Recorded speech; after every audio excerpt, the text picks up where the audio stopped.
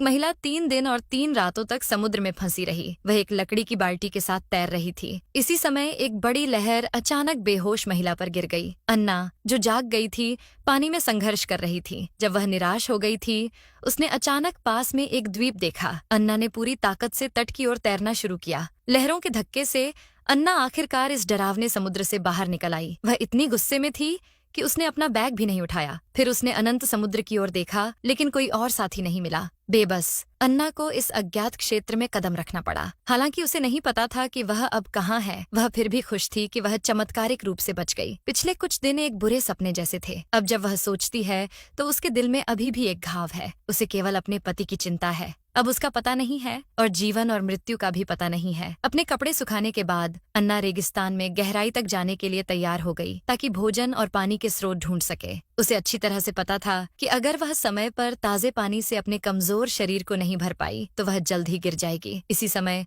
अन्ना ने पत्तियों पर ओस देखी। वह दोनों हाथों से पत्तियों को उठाकर ओस पीने लगी। उसने पास की शाखाओं पर बचे कुछ बूंदों को भी नहीं छोड़ा, लेकिन ये पर्याप्त नहीं थे और तेज धूप के नीचे उसने अनजाने में अपने शरीर की पानी की कमी को तेज कर दिया। अन्ना को अपने कपड़े निकालकर अपने लिए एक आश्रय बनाना पड़ा। उसे भोजन ढूंढने के लिए अपनी ऊर्जा बचानी थी। रात होने पर अन्ना को अभी भी कुछ नहीं मिला, न ही मानव अस्तित्व के कोई संकेत। रेगिस्तानी द्वीप पर दिन और रात के बड़े तापमान अंतर के कारण अन्ना को जल्द से जल्द कुछ लकड़ी इकट्ठा करनी पड़ी। फिर उसने लकड़ी का उपयोग किया। लगातार प्रयासों के बाद उसने आखिरकार लकड़ी को छुपाने में कामयाबी हासिल की। सौभाग्य से रेगिस्तानी द्वीप पर पहली रात अन्ना की हालत बहुत खराब नहीं थी। कौन जानता था कि अगले सुबह अन्ना दर्द से जाग गई। इस समय उसने महसूस किया कि उसकी टांगों पर चींटियां थीं। अन्ना इतनी डर गई कि वह जल्दी से उठ गई और अपने पूरे शरीर को थपथपाने लगी। अपनी टांगों पर निशान देखे। उसे कपड़ा फाड़कर अपनी टांगों को एक साथ बांधना पड़ा, ताकि चींटियां फिर से उस पर हमला न करें। इस समय अन्ना पहले से ही थक चुकी थी। उसने बहुत देर तक खोजा,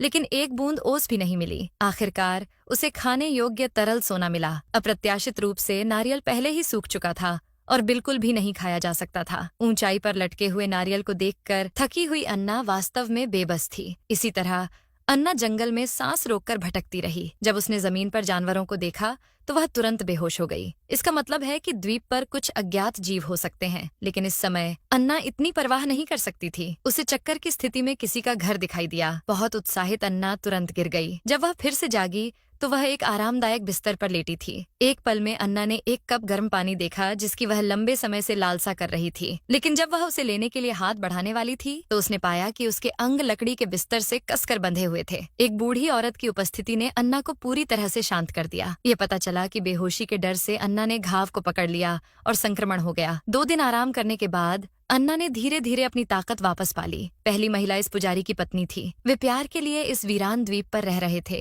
अन्ना की अज्ञात उपस्थिति ने पुजारी को बहुत खुश कर दिया और अन्ना की देखभाल और भी विचारशील थी। लेकिन पुजारी का अत्यधिक जुनून अनिवार्य रूप से पत्नी की मजबूत असंतोष को आकर्षित करता था। युवा और सुंदर अन्ना को देखकर पत्नी का दिल और भी असहज हो गया। अन्ना के प्रति उनके बीच दुश्मनी भरी हुई थी। ये तो छोड़ो कि पत्नी एक नौकरानी की तरह थी। उसे खुद खाना बनाना और परोसना पड़ता था। ये मानो 5 मिश्रित वस्तुएं उसके दिल में व्यक्त करना मुश्किल था। भोजन के दौरान उसने अपने पति को देखा, जो हमेशा अन्ना के प्रति गर्मजोशी से पेश आता था। पत्नी एक भी निवाला नहीं खा सकी। सावधान अन्ना ने दूसरे व्यक्ति के चेहरे पर कुछ समस्याएं देखी। इसलिए एक धुंधली स्थिति में उसने कहा कि वह एक छोटी नाव लेकर वीरान द्वीप छोड़ने वाली है। पुजारी ने धुंधली स्थिति में अन्ना के विचार का विरोध करने के लिए हर तरह के कारणों का उपयोग किया। पत्नी अब और सहन नहीं कर सकी। अन्ना दूसरे व्यक्ति के स्थिर जीवन को बर्बाद नहीं करना चाहती थी। चाहे कुछ भी हो, उसे इस जगह से निकलने का रास्ता खोजना था जो उसके लिए नहीं था। लेकिन आखिरकार वह अभी अभी उस भयानक समुद्र से बाहर निकली थी।